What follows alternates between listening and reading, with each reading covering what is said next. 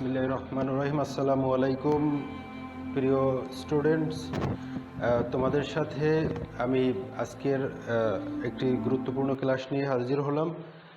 তোমরা জানো যে তোমরা যারা 2021 সালের পরীক্ষার্থী তাদেরকে সরকার ইতিমধ্যেই পরীক্ষার জন্য অ্যাসাইনমেন্ট কার্যক্রম শুরু করে দিয়েছেন। সম্ভবত যদি পরীক্ষা নেওয়া সম্ভব হয় তো নেবে, না হলে সম্ভবত এর উপরই তোমাদের ফলাফল নির্ভর করবে। সো সতর্কতার সাথে তোমরা অ্যাসাইনমেন্টগুলো সলভ করার চেষ্টা করবা, আর এটা নিজেরাই করবা বাসায়। তো আমরা কিছু ধারণা দিচ্ছি, সেই ধারণার উপরে তোমরা এগুলো সলভ করার চেষ্টা করবা। আর তোমাদের প্রথম দিকে দুটো অ্যাসাইনমেন্ট প্রকাশ করেছে, একটি প্রথম পত্রে, একটি দ্বিতীয় পত্রে। প্রথম পত্রের অ্যাসাইনমেন্টটা আমি তোমাদের পড়ে শোনাচ্ছি। প্রথম পত্রের অ্যাসাইনমেন্টটা এটি ভেক্টর অধ্যায় দিয়ে দিয়েছে। ভেক্টর অধ্যায় তোমাদের জানো, প্রথম পত্রের দ্বিতীয় অধ্যায়। এটির প্রথম প্রশ্নটা হচ্ছে যে এটি তোমরা পড়ে নিবে অনলাইন থেকে ডাউনলোড করে, আমি ভিডিওর সাথেও দিয়ে দেব। তারপর একবার পড়ে শুনে, একটি ত্রিমাত্রিক প্রসঙ্গ কাঠামো চিন্তা করো। অর্থাৎ এখানে একটা ত্রিমাত্রিক প্রসঙ্গ কাঠামো দেওয়া আছে। কাঠামোটির মূল বিন্দুর সাপেক্ষে দুটি বিন্দুর অবস্থান যথাক্রমে পি বিন্দুর অবস্থান হচ্ছে 3, -4, 5 ও কিউ হচ্ছে 2, -1, 1। পি ও কিউ বিন্দুর অবস্থান ভেক্টরকে যথাক্রমে পি ও কিউ দ্বারা নির্দেশ করো। এখানে হবে নির্দেশ করে এরকম। ক নম্বর প্রশ্ন, যেটা তোমাদের এখানে 6টা প্রশ্ন দিয়েছে, 6টায় মোট 16 মার্কস। পি বিন্দুটির অবস্থান ভেক্টর নির্ণয় করো। প্রথম প্রশ্ন আছে পি বিন্দুর অবস্থান ভেক্টর নির্ণয় করো। পি কিউ ভেক্টর এর সমান্তরালে একটি একক ভেক্টর নির্ণয় করতে হবে। খ নম্বর দেওয়া আছে পি ও কিউ যে দুটি বিন্দু দেওয়া আছে, বিন্দু দুইটা যদি একটি ত্রিভুজের দুটি সন্নিহিত বাহু নির্দেশ করে, তবে ত্রিভুজের ক্ষেত্রফল কত হবে। গ নম্বরে যেটা দিছে সেটা হচ্ছে, ধরো তোমার প্রসঙ্গ কাঠামোতে অপর একটি ভেক্টর আর সমান দেওয়া আছে i+2j - 3k, দাঁড়িয়ে পি, কিউ এবং আর চিত্র 1-এর একটি ঘন সামুদ্রিক তিনটি বাহু নির্দেশ করে সামুদ্রিকটির আয়তন নির্ণয় করো এবং উত্তরের পক্ষে তোমার ব্যাখ্যা উপস্থাপন করো। এরপরে ঘ নম্বরে বলছে যে, এবার একটি নদীর প্রস্থ হিসেবে পি এর মানকে এবং কিউ এর মানকে সেই নদীর বেগ এবং আর এর মানকে নৌকার বেগ যদি নির্দেশ করো, এবং মনে করো তুমি নৌকায় বসে আছো, সবচেয়ে কম সময় নদী পার হতে তুমি কি ব্যবস্থা গ্রহণ করবে, গাণিতিকভাবে দেখাও। নৌকাটি এর চেয়ে জোরে চালানো সম্ভব নয়। ও নম্বর প্রশ্ন যেটা দেওয়া আছে, নদী পার হওয়ার সবচেয়ে কম সময় কত ছিল তা নির্ণয় করো। চ নম্বরে যে প্রশ্নটা হচ্ছে, এখন এই নদী সবচেয়ে কম দূরত্বে পার হতে নৌকাটির বেগের ও সময়ের কোনো পরিবর্তন করতে হবে কি না, গাণিতিক যুক্তি বিশ্লেষণ করো। এটা যেহেতু ফিজিক্স কোশ্চেন, সো ফিজিক্সের এটা বোঝো যে আনসার সাধারণত ম্যাক্সিমামই কাছাকাছি হবে।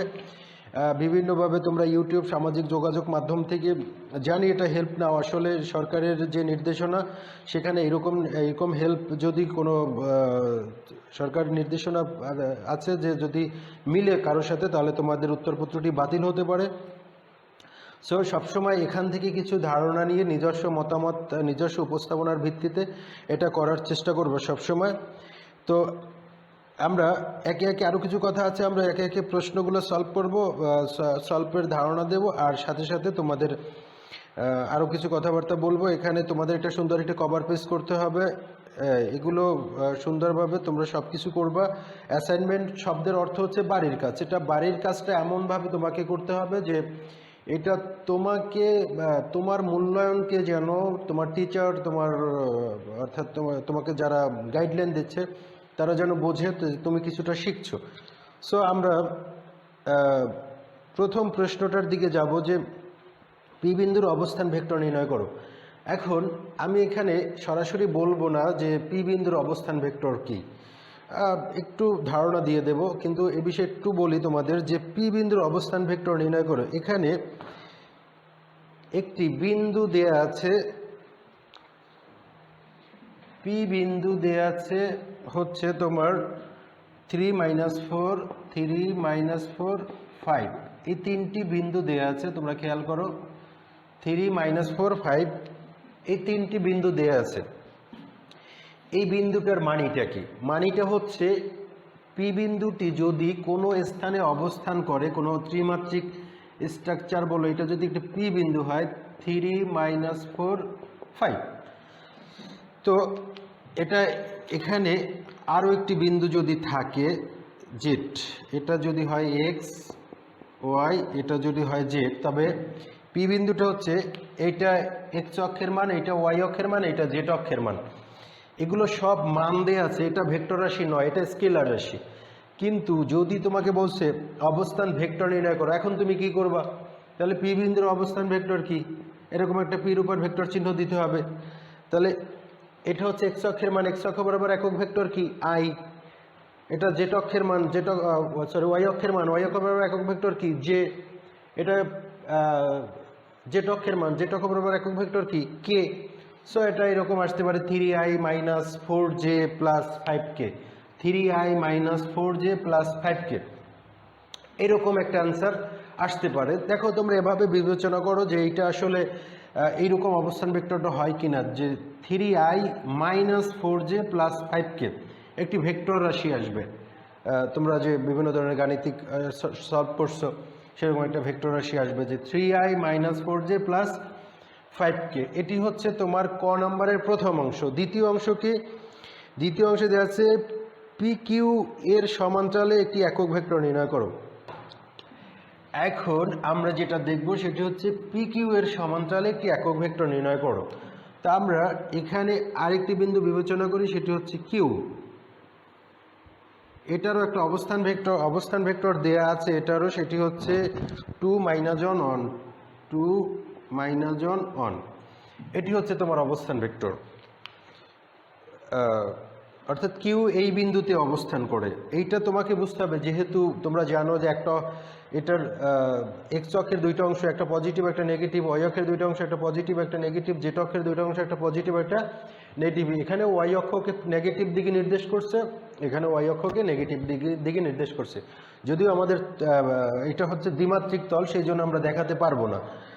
সো এখন পি কিউ এর দিকে, তো আমরা এখানে এটি একটি ভেক্টর চিহ্ন দিই, এটি একটি ভেক্টর চিহ্ন দিই। ও পি একটি ভেক্টর, ও কিউ একটা ভেক্টর যদি হয়, আমরা যদি এটা যোগ করে পি থেকে কিউ এর দিকে যদি একটি ভেক্টর বিবেচনা করি, অর্থাৎ পি থেকে কিউ এর দিকে যদি একটি ভেক্টর বিবেচনা করি, তাহলে আমাদের এখানে তোমাদের একটা শিখনফল অবলিক বিষয়বস্তু, এখানে একটা বিষয় বলছে যে ভেক্টর রাশির জ্যামিতিক যোজন নিয়ম ব্যাখ্যা করতে পারবে।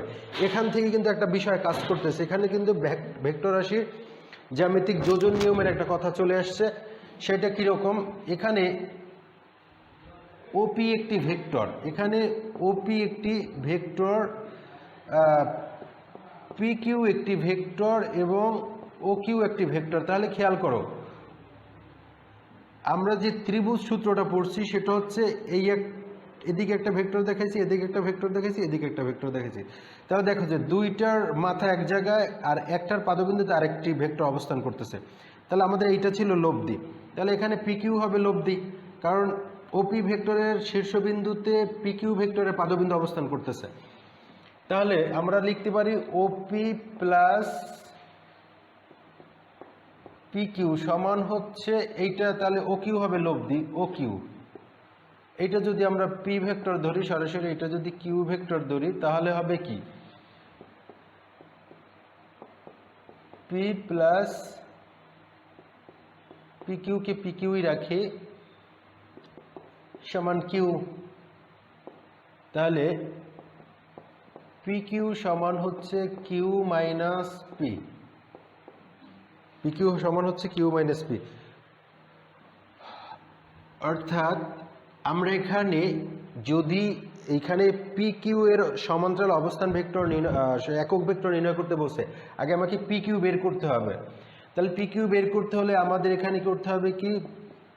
পি কিউ সমান কিউ এর যে অবস্থান ভেক্টরটা আমরা লিখব 2i - j + k minus P এর অবস্থান ভেক্টর কি আসবে?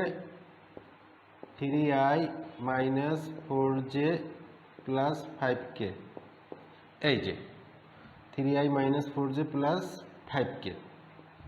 তাহলে আমরা এখন যদি এটা উঠাই দেই, মাইনাস ব্র্যাকেট চিহ্ন মাইনাস জে প্লাস কে মাইনাস 3i প্লাস 4j, তাহলে আমরা পিকিউ এর মান পাবো মাইনাস, এখানে আই এর সাথে আই এর হিসাব, জে এর সাথে জে এর হিসাব, কে এর সাথে কে এর হিসাব, তাহলে আমরা পাবো minus I plus 3j minus 4k, এরকম একটা আমরা মান পেয়ে যাব। এবারে আসি আমরা, যেহেতু একক ভেক্টর বলছে, একক ভেক্টরের সংজ্ঞা কি? তোমরা একক ভেক্টরের সংজ্ঞা বলো, নিজের মনে মনে চিন্তা করো একক ভেক্টরের সংজ্ঞা কি পড়ছো তোমরা? একক ভেক্টরের সংজ্ঞা পড়ছো কোনো ভেক্টর রাশিকে, কোনো ভেক্টর রাশিকে তার মান দ্বারা যদি ভাগ করা হয়, একবার একটা প্লাস মাইনাস চিহ্ন দিতে হবে, একটা ভেক্টর রাশিকে তার মান দ্বারা ভাগ, যেখানে এইটা এ mod of A is not equal 0, এটা হতে পারবে না। অর্থাৎ ভেক্টর রাশিটা উপরে থাকবে, কথা খেয়াল করো, ভেক্টর রাশিটা কোথায় থাকবে? উপরে থাকবে, তার মানটা নিচে যাবে। তার মানে এইটা হচ্ছে কি ভেক্টর রাশি না মান? এইটা হচ্ছে ভেক্টর রাশি, এটা হচ্ছে ভেক্টর রাশি। তাহলে মান কি? মান হচ্ছে, মান বের করার কন্ডিশন তোমরা মোটামুটি জানো, পি কিউ সমান মড অফ পি কিউ সমান কি root over minus 1 square plus 3 square minus 4 whole square. এই মানটা হিসাব করে এরকম একটা সূত্র তোমরা তৈরি করবা। উপরে থাকবে কি? উপরে থাকবে পি কিউ ভেক্টর, নিচে থাকবে পি কিউ এর মান, এরকম। এই যে একটা ভেক্টর, একক ভেক্টর, এইটা অ্যান্সার বের করে দিবা, একক লিখবা, অ্যান্সার বের করলেই তোমার অঙ্ক করা হয়ে যাবে একটা। এই হলো ক নাম্বার অ্যান্সার, শেষ ধারণা দিলাম তোমাদেরকে।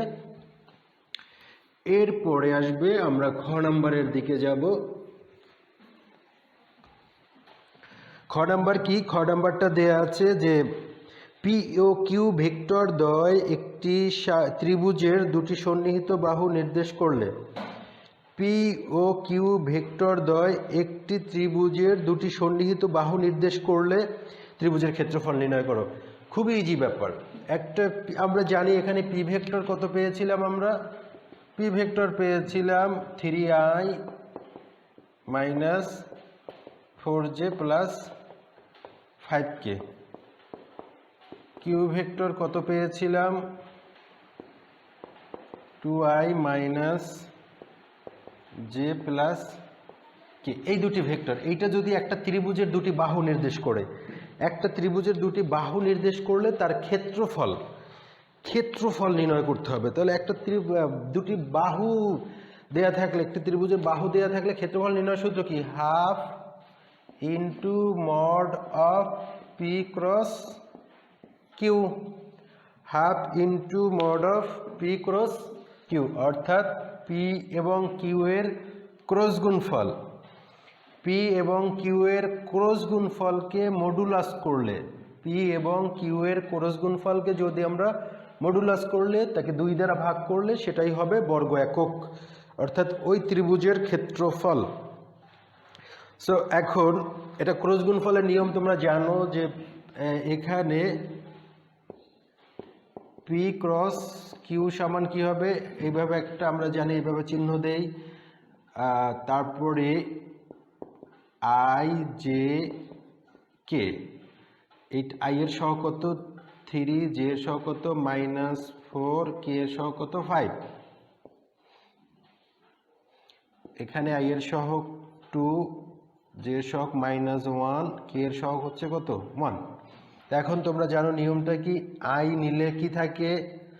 আই নিলে এই কলাম এই সারি বাদ যায়, 4 আঁকে -4 মাইনাস সূত্রের মাইনাস প্লাস 5, মাইনাস জে নিলে মাইনাস, যেহেতু জে নিছি প্লাস দিয়েও নেওয়া যাবে, 3 আঁকে 3 মাইনাস 5 দুগুণে 10, বাস 5 দুগুণে 10, প্লাস কে নিলে এইটা বাদ, 3 আঁকে 3 মাইনাস সূত্র মাইনাস প্লাস 4 দুগুণে 8, এই হচ্ছে। তো এটা হিসাব করলে আসবে, সুতরাং পি ক্রস কিউ আসবে আই মাইনাস 7 থাকে minus minus plus 7 J plus 5K।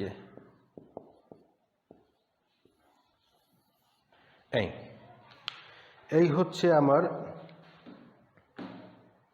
I plus 7J plus 5K। তাহলে এই হচ্ছে আমার পি ও কিউ এর ক্রস গুণফল এর ভেক্টর রাশি। এখন এইটার মান বের করতে হবে। তো মান বের করে এইখানে মডুলাস দিলেই মানটা কিভাবে বের করে সেটা তোমাদের জানা আছে। রুট দিবা আই এর সহগ স্কোয়ার প্লাস জে এর সহগ স্কোয়ার প্লাস কে এর সহগ স্কোয়ার, এইটা এখানে বসালে মান একটা পেয়ে যাবা। সম্ভবত এই মানটা আসবে, এইটা আসবে √75, সেটার অর্ধেক করলে আসবে 4.33 আসবে। এরকম একটা মান তোমরা পেয়ে যাবে 4.33 সম্ভবত। ক্যালকুলেটর ইউজ করে দেখতে পারো। তো এটি তোমাদের ধারণা দিচ্ছি যে একটি ত্রিভুজের বাহু, দুটি বাহু দেওয়া থাকলে ক্ষেত্রফল কিভাবে নির্ণয় করে। ওই ত্রিভুজের বাহু দুটির ক্রস গুণফল করবা, সেই ক্রস গুণফলের মান নির্ণয় করবা। মানটা কিভাবে নির্ণয় করে একটু সংক্ষেপে দেখাইয়া দেই। মানটা নির্ণয় করে কিভাবে, সাপোজ এই পি ক্রস কিউ মড দিলে এখানে রুট দিবা, সহগগুলো 1 square plus 7 square plus 5 square, এই তো এইভাবে এই মানটা এখানে বসাইলে সম্ভবত 4.33 অ্যান্সার আসবে।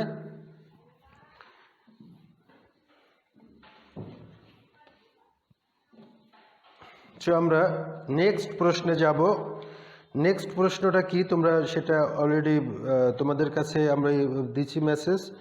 সেটি হচ্ছে যে গ নাম্বারে, ধরো তোমার প্রসঙ্গ কাঠামোতে অপর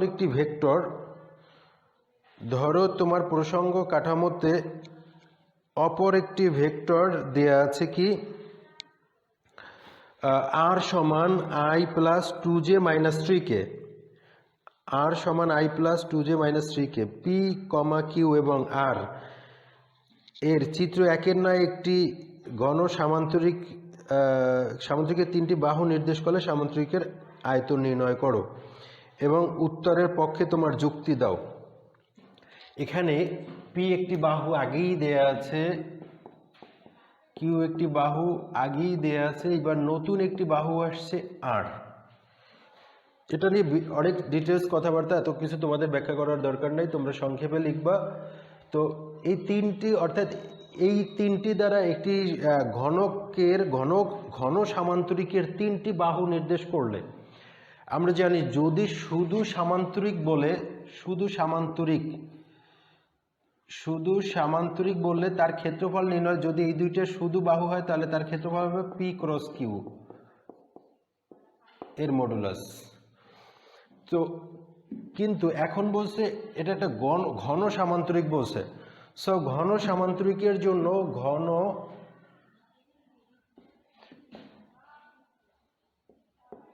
ঘন সামান্তরিকের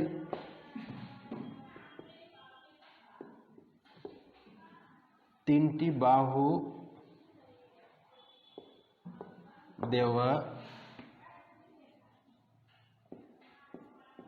থাকলে এর আয়তন হবে, কি হবে আয়তন,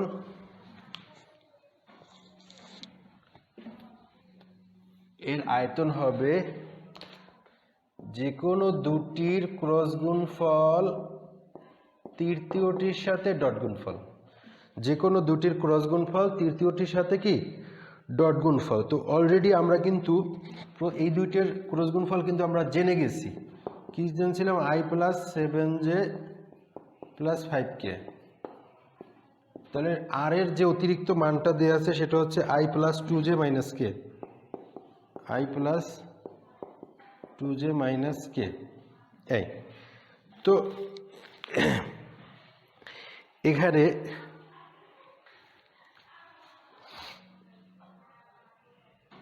I plus 7J plus 5K,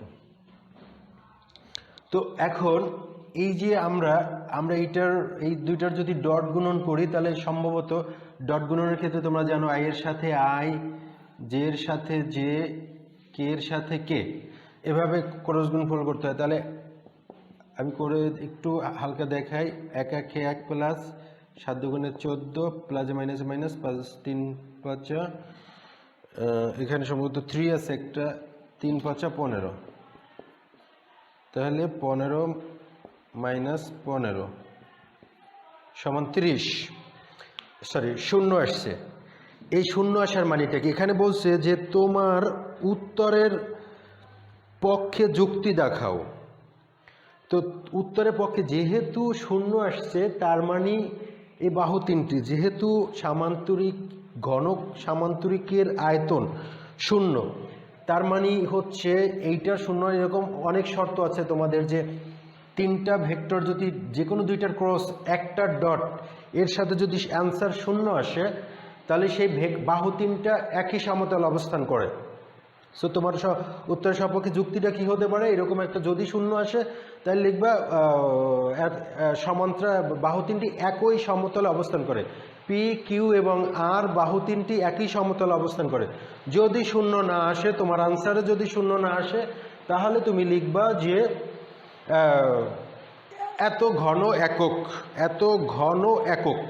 কারণ এখানে এই প্রথম অংশের অ্যান্সারের জন্য কোনো নির্দিষ্ট একক দেওয়া নাই, সেই জন্য লিখবা আয়তনের ক্ষেত্রে ঘন একক, ক্ষেত্রফলের ক্ষেত্রে বর্গ একক, এভাবে। ঠিক আছে? সো এই হচ্ছে তোমাদের প্রথম অংশের উত্তর। দ্বিতীয় অংশের উত্তর হচ্ছে, এখন আমরা ঘ নম্বর প্রশ্ন যাব। ঘ নম্বর প্রশ্নটি এখানে বলা আছে যে এবার একটি নদীর প্রস্থ হিসেবে পি এর মানকে বিবেচনা করো এবং কিউ সেই নদীর বেগ, আর নৌকার বেগ নির্দেশ করছে। তুমি নৌকায় বসে আছো এবং সবচেয়ে কম সময় নদী পার হতে তুমি কি ব্যবস্থা গ্রহণ করবে? গাণিতিকভাবে দেখাও। নৌকাটি এর চেয়ে জোরে চালানো সম্ভব নয়। এখন এখানে যে মানগুলো দেওয়া আছে পি, কিউ, আর, এটার একটার পিকে ধরতে হবে নদীর প্রস্থ, কিউকে ধরতে হবে স্রোতের বেগ এবং আরকে ধরতে হবে নৌকার বেগ। হ্যাঁ, এভাবে এখন কি ব্যবস্থা গ্রহণ করতে হবে এ বিষয়ে আমরা আসি।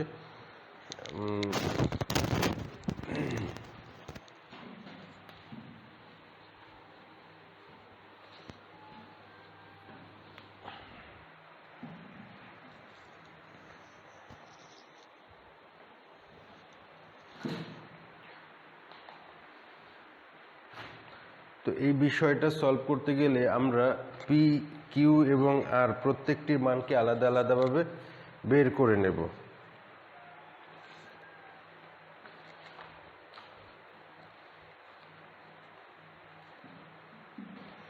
এখন এখানে পি এর মান কত দেয়া আছে?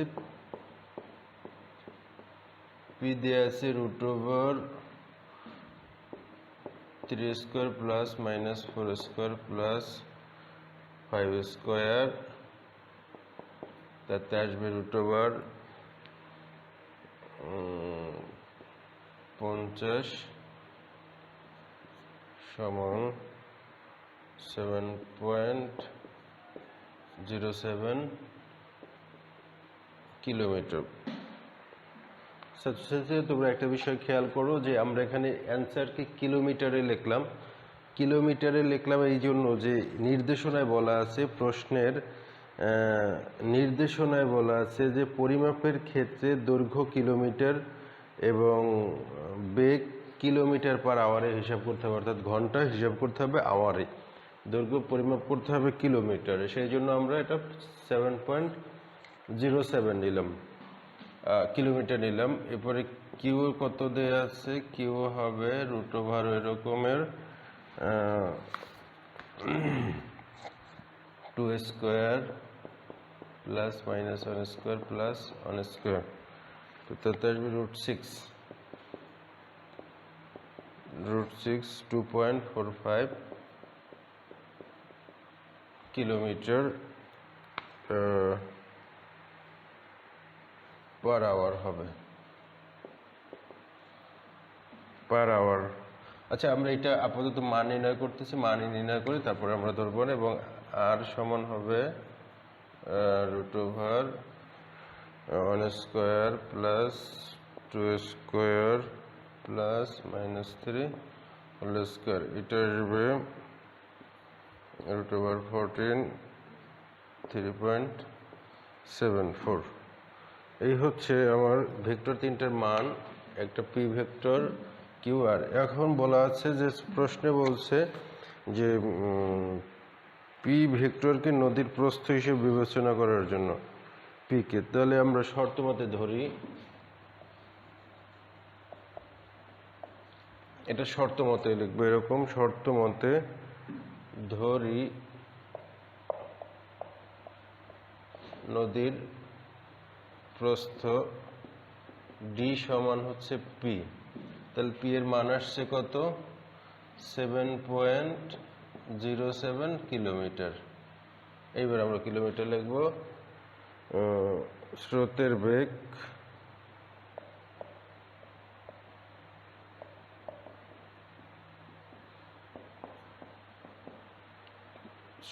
বেগকে আমরা ভি দ্বারা প্রকাশ করব। এটাকে কিউ দ্বারা, কিউকে স্রোতের বেগ হিসেবে বলা হয়েছে kilometre per hour,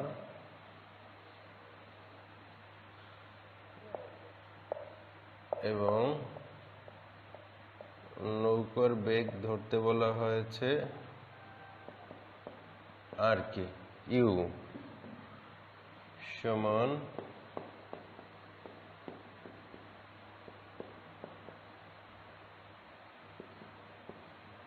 3.74 kilometre per hour. এভাবে যদি আমরা বিবেচনা করতে থাকি, তাহলে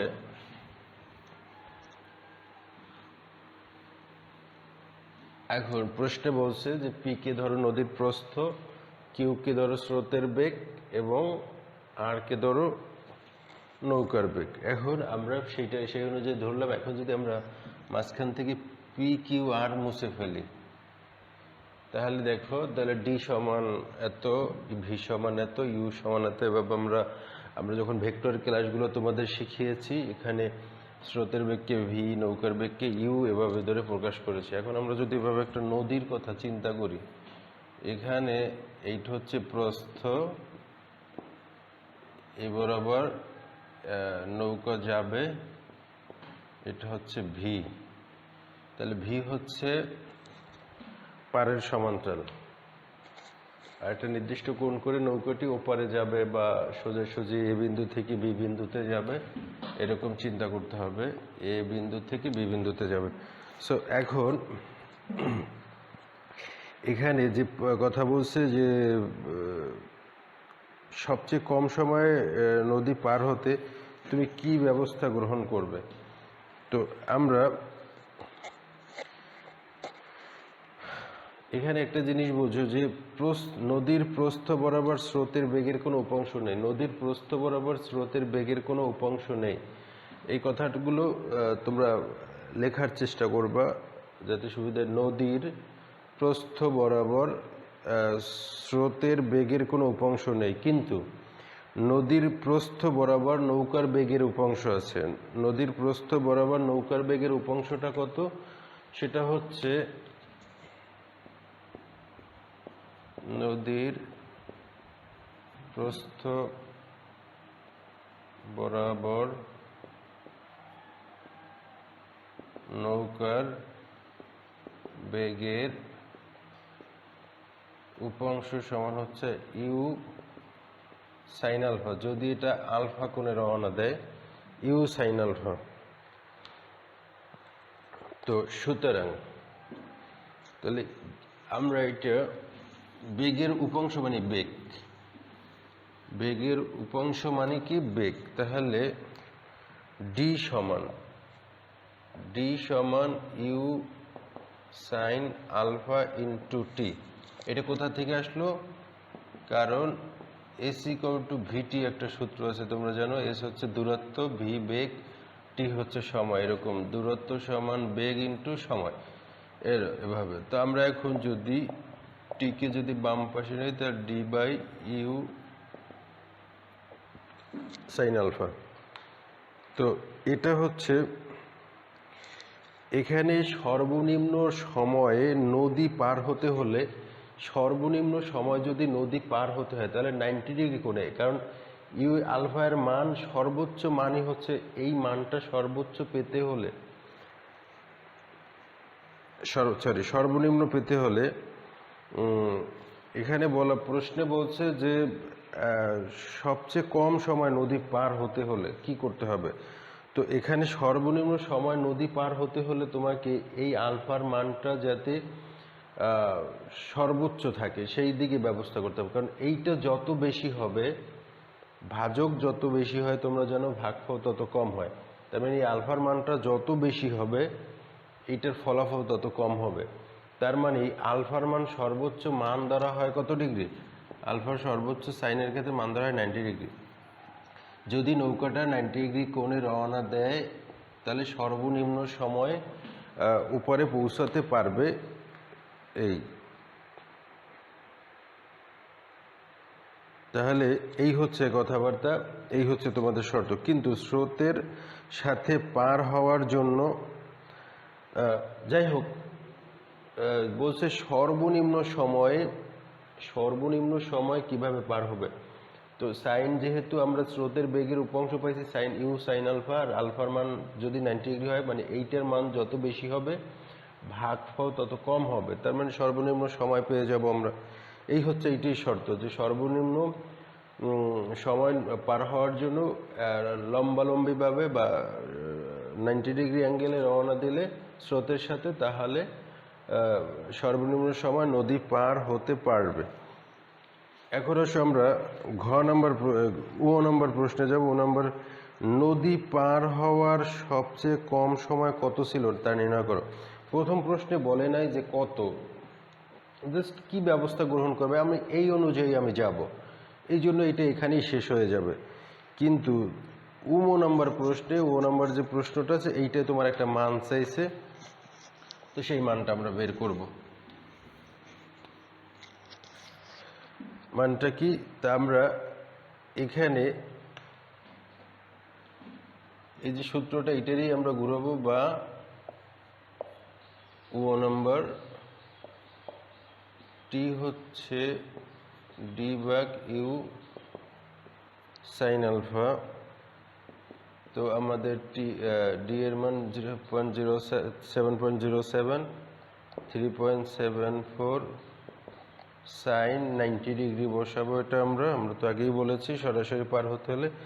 তো 1.89 আওয়ার পাওয়া যাবে, 1.89 আওয়ার, অর্থাৎ এ থেকে বি বিন্দুতে যেতে 1.89 আওয়ার, ঘন্টা নিলাম, তোমাদের নির্দেশনা দেওয়া আছে যে বেগকে সময়কে এখানে ঘন্টায় প্রকাশ করতে হবে।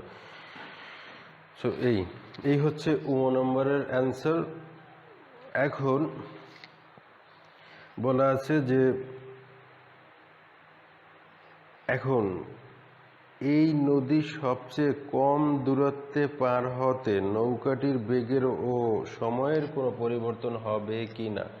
সবচেয়ে কম দূরত্বে পার হতে এখানে বেগের এবং সময়ের কোনো পরিবর্তন হবে কি না, এই বিষয়টা আমরা দেখব। সবচেয়ে কম সময়, এখানে একটু কিছু প্যাচ আছে প্রশ্নে। প্যাচটা কি, যদি নৌকাটি যেহেতু স্রোত এদিকে যাচ্ছে, স্রোত বাম থেকে সাপোজ ডানে যাচ্ছে, তা আমরা যদি সোজাসুজি রওনা দিই তাহলে আমরা সঠিকভাবে এ থেকে বিবিন্দুতে পৌঁছাতে পারবো না। সেক্ষেত্রে আমাকে কি করতে হবে, একটু নির্দিষ্ট কোণ করে রওনা দিতে হবে, একটা নির্দিষ্ট কোণ। সেই কোণটা কত ধরি আলফা, তাহলে আমাকে আলফা কোণে রওনা দিতে হবে। তা আমরা আলফার বিষয়ে কাজ করি। আলফা কিভাবে নির্ণয় করা যায়, লিখব সর্বনিম্ন দূরত্বের ক্ষেত্রে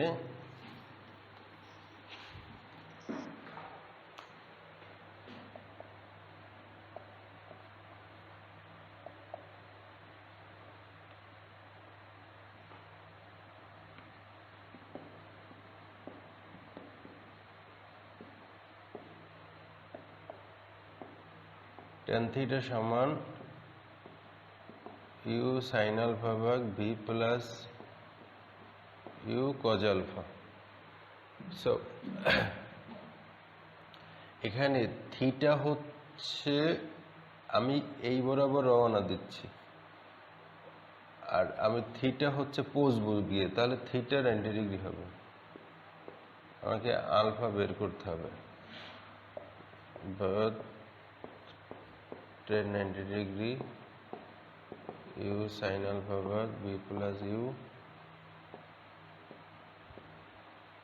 কজ আলফা। এটাই অসংজ্ঞায়িত মান, আমরা এভাবে লিখবো না, এভাবে 1/0 দিয়ে লিখবো, U sine alpha V plus U cos alpha. এটা 1/0 দিয়ে লিখবো, এটা অসংজ্ঞায়িত মান। তুমি এইভাবে বা কোনো সংখ্যা দিয়ে 0 দিলেও হয়, একই অ্যান্সার আসবে। V plus U cos alpha সমান 0 বা ইউ কজ আলফা সমান মাইনাস ভি, বা আলফা সমান আসবে cos inverse minus V by U. এখন যদি আমরা এইখানে ভি এবং ইউ এর মান বসাই, তাহলে পাবো ভি এর মান ছিল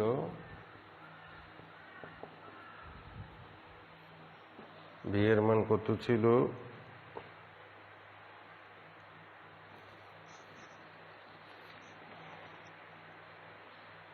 2.45, 3.74 ইউ এর মান। তাহলে আমরা আলফার মান পেয়ে যাব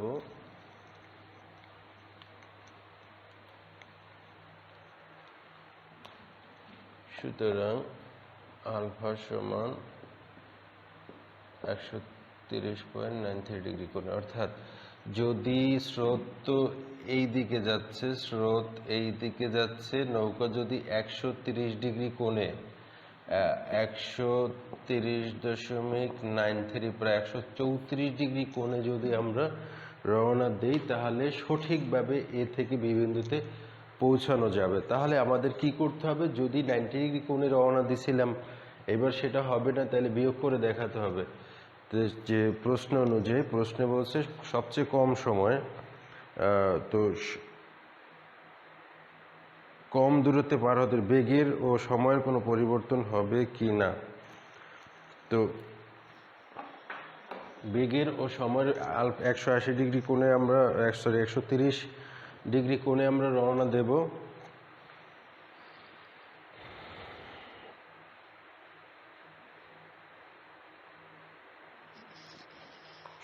কি ব্যবস্থা গ্রহণ করতে হবে এখানে বলা আছে। সো কম সময়ে 130.93 বিয়োগ 90 সমান হচ্ছে 40.93 ডিগ্রি কোণে যদি আমি রওনা দিই, 40.93 ডিগ্রি কোণে যদি আমি রওনা দিই, তাহলে সর্বনিম্ন সময়ে প্রশ্নে বলছে যে সবচেয়ে কম দূরত্বে পার হতে নৌকাটি বেগের ও সময়ের কোনো পরিবর্তন হবে কি না, গাণিতিক যুক্তিসহ বিশ্লেষণ করতে বলছে।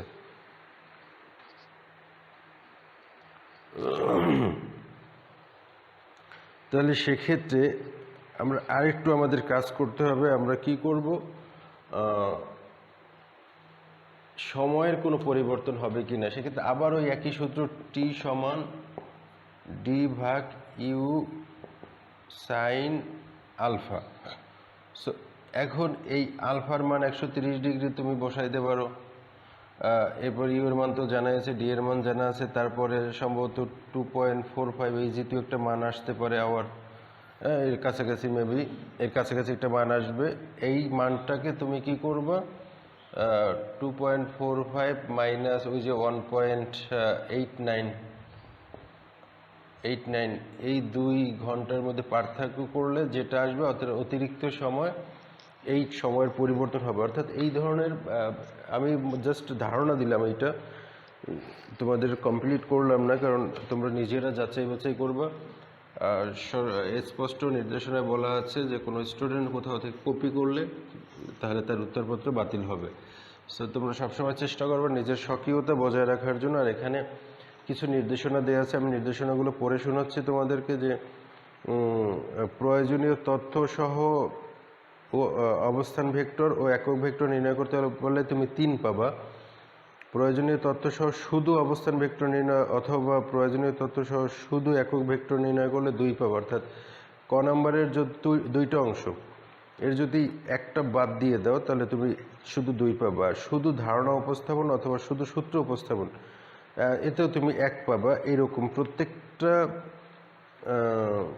প্রত্যেকটা প্রশ্নের সাথেই এক একটা শর্ত যুক্ত আছে। তো তোমাদের কভার পেজটা খুব সুন্দরভাবে, এই কভার পেজটা বোর্ড সংরক্ষণ করবে, সেক্ষেত্রে কভার পেজটা যেন ভুল না হয়। আর খুব সাবধানতার সাথে নিজে অনেকগুলো বই ঘাটাঘাটি করে এই প্রশ্নগুলোর উত্তর দেওয়ার চেষ্টা করবা। উত্তরের মধ্যে যেন কোনো ভুল না থাকে। আর কোনো সমস্যা হলে কমেন্টে জানাবা। সবাইকে ধন্যবাদ।